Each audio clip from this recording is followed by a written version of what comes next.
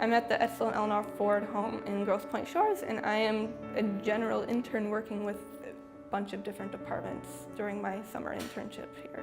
It's one thing to learn about theory and everything in your classes, but it's another thing to actually be immersed in it. A lot of it I've learned just on the spot, stuff about the house particularly, and the grounds and people who work here. I never even knew the history of the staff who worked here. Becca was doing collections care. She was using a special brush to move the dust off of the jackets of the books. Putting that vacuum cleaner right onto an object might pull out, tiny flecks of the actual materials, so you could unintentionally harm something. So any kind of cleaning that is done is incredibly careful.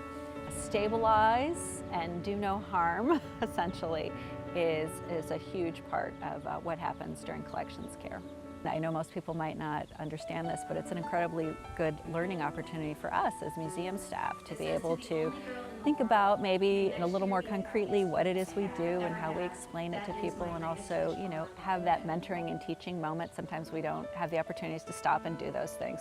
Be open to a bunch of different things. If you don't think you're interested in something particularly, try to go for it. You might find something surprising, or just if you see something that you think is really neat, just go for it. Be open to new possibilities and opportunities, and you'll learn a whole bunch of stuff that you would have never expected to learn.